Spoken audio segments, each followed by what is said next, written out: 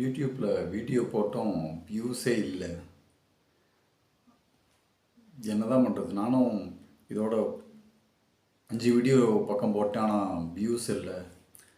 இதனால் எனக்கு கொஞ்சம் டீமோட்டிவேட்டாக இருக்குது. இல்லை அப்படின்னா எனக்கு ஏன்டா போடுறோன்ருக்கு அப்படின்னு உங்களுக்கு தோணுதுன்னா, நான் உங்களுக்கு ஏற்கனவே சொன்ன அதே விஷயந்தான். முதல்ல நம்ம போடுற வீடியோ, அதாவது நான் பொழுதுபோக்கு சார்ந்த வீடியோ நீங்கள் மேக் பண்ணுறீங்கன்னா, நான் அதை பற்றி பேச வரல. உண்மையாகவே தகவல் சார்ந்து உங்களுக்கு தெரிஞ்ச அனுபவத்தையோ இல்லை ஏதோ ஒரு நல்ல தகவலையும் நீங்கள் ஷேர் பண்ணுறீங்கன்னா, அது உங்களுக்கு முதல்ல தேவைப்படுறதா இருக்கணும். கண்டிப்பாக உங்களுக்கு அது தேவைப்படுற பட்சத்தில் அது நம்ம இன்னொருத்தவங்க பார்க்கணுங்கிற அவ்வளோ இம்பார்ட்டன்ட் முதல்ல இல்லை. ஏன்னா பிகினிங் இது தான். நீங்கள் கொடுக்குற தகவல் உங்களுக்கு பிரயோஜனமாக இல்லைன்னா மற்றவங்களுக்கு எப்படி பிரயோஜனமாக இருக்கும்?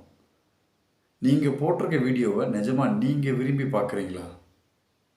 இப்போ போட்டிருந்த ஒரு வீடியோவாக இருக்கட்டும், 2ஆக இருக்கட்டும், இல்லை அது 10 வீடியோவாக கூட இருக்கட்டும், எவ்வளோ வீடியோ போட்டிருந்தாலும் நீங்கள் கொடுத்துருக்க தகவல் உங்களுக்கு பயனுள்ளதாக இருக்கா? உண்மையாகவே அதை திரும்ப திரும்ப உங்களுக்கு பார்க்க தோணுதா?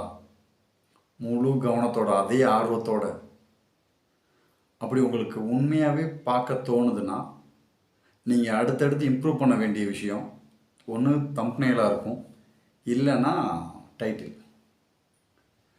உங்கள் வீடியோவை திரும்ப மறுபடியும் நீங்கள் பாருங்கள். அந்த வீடியோவில் எந்த ஒரு டாபிக் ரிலேட்டடாக மட்டும் நீங்கள் பேசியிருக்கீங்க, இல்லாட்டி அந்த தகவலை ஷேர் பண்ணியிருக்கேன்னு யோசிங்க.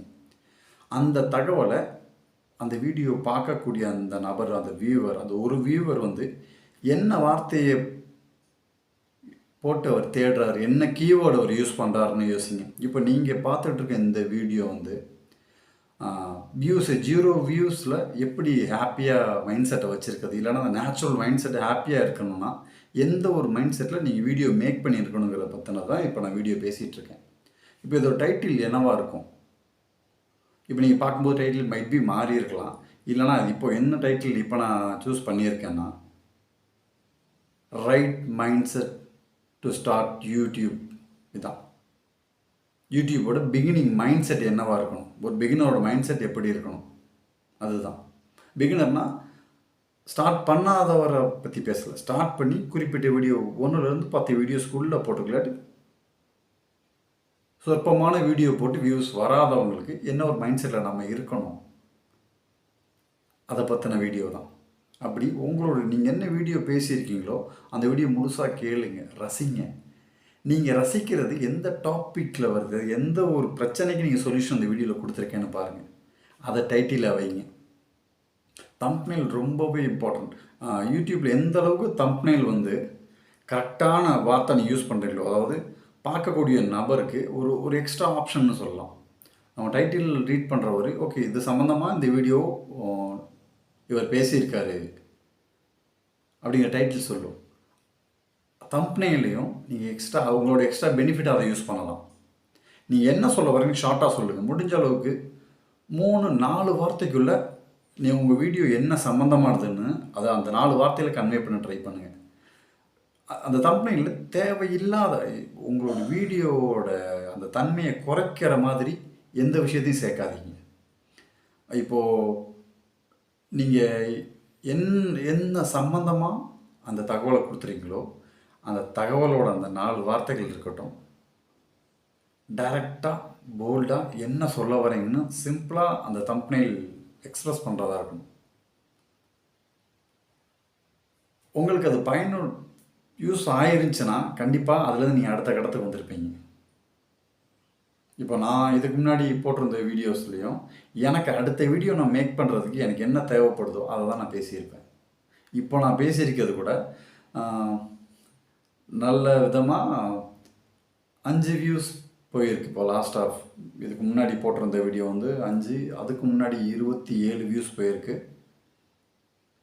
ஆச்சரியமாக இருக்குங்க. எனக்கு பயன்படக்கூடிய அந்த மெத்தட் சில பேர் பார்த்துருக்காங்க. அதில் 2 நல்ல நண்பர்கள் கீழே கமெண்ட் பண்ணியிருக்காங்க. அவங்களுக்கு யூஸ்ஃபுல்லாக இருந்துச்சு, அவங்க ட்ரை பண்ணுறதாவும் சொல்லியிருக்காங்க. கொஞ்சம் நாம் இப்படி வீடியோ பேசுறது. ஏன்னா நான் ரொம்ப கூச்சப்பட்டேன் வீடியோ மேக் பண்ணுறதுக்கு. அதுக்கு சொல்யூஷனாக வீடியோ நான் உருவாக்கியிருந்தேன். அந்த வீடியோ நான் பார்த்து நான் பெனிஃபிட் ஆனது மூலமாக என்ன மாதிரி இன்னும் 2 பேர் பெனிஃபிட் ஆகியிருக்காங்க. எனக்கு அது ஹாப்பியாக இருக்குது. அதுவுமே இல்லாட்டி கண்டிப்பாக அடுத்த வீடியோ வந்திருப்பேன். கண்டிப்பாக நான் வந்திருப்பேன். ஆனால் டெய்லியுமே நம்ம குறைஞ்சது ஒரு 10லேருந்து 20 பிரச்சனைகள் நம்ம கடந்து வரோம் மேஜராக. அப்போ அந்த 20 பிரச்சனைக்கு வெளியில் சொல்யூஷன் இருக்குமான்னு கேட்டால் இல்லை.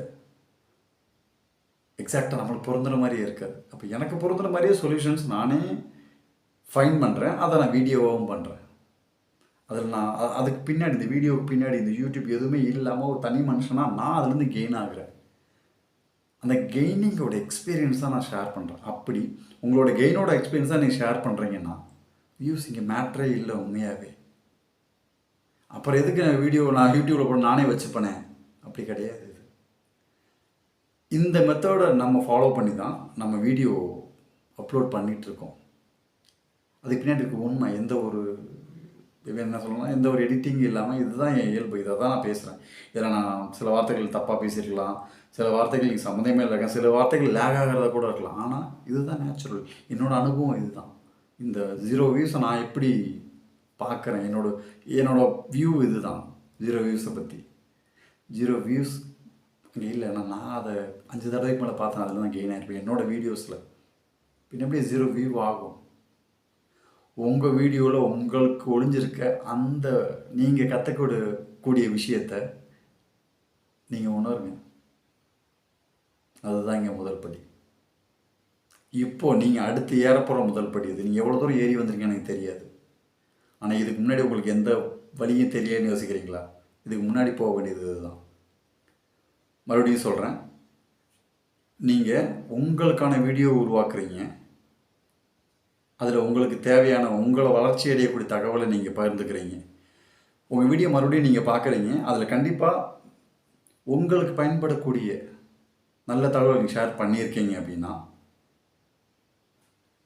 உங்கள் வீடியோ முழுசாக பாருங்கள். எந்த பிரச்சனைக்கு நீங்கள் சொல்யூஷன் கொடுத்துருக்கீங்கன்னு யோசிங்க, கண்டுபிடிங்க. அதையே டைட்டிலாகவும் தம்ப்நெயிலையும் வைங்க. 2லேயும் சேமாக வைக்க வேணாம். ஏன்னா 2மே நம்மளுக்கு ஒரு அடிஷ்னலாக கிடச்சிருக்குது அந்த தம்ப்நெயில். அப்போ அந்த அடிஷ்னலை உங்களுடைய எக்ஸ்ட்ராவாக அதை யூஸ் பண்ணுங்கள். பார்க்கக்கூடிய நபருக்கு நீங்கள் எது சம்மந்தமாக வீடியோ போட்டிருக்கீங்களோ அதை பற்றி இன்னும் கூடுதலான இன்ஃபர்மேஷன் அதுலேருந்து கொடுங்க. அந்த 4 வார்த்தைகள் மூலமாக தம்ப்நெயிலில் தேவையில்லாதது இருக்க வேணாம்.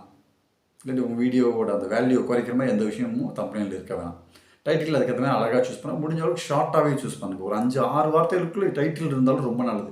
எவ்வளோ சிம்பிளாக கன்வே பண்ணுறீங்க அவ்வளோ தெளிவாக அவங்கள போய் சேரும் பார்க்கக்கூடிய அந்த நபரை. இல்லை நான் எனக்கே பயன்படாத மாதிரி நான் வீடியோ உருவாக்கியிருக்கேன்னு ஒரு சின்ன உறுத்தல் சின்னது இருந்தாலும் இப்போ என்ன பிரச்சனையாக இருக்குமோ அது. உதாரணத்துக்கு நான் வேல்யூவாக கண்டென்ட் க்ரியேட் பண்ணலை அப்படின்னு உங்களுக்கு தோணுச்சுன்னா எப்படி வேல்யூவாக க்ரியேட் பண்ணுறதுன்னு உங்களுக்கு நீங்களே கற்றுக் கொடுங்க.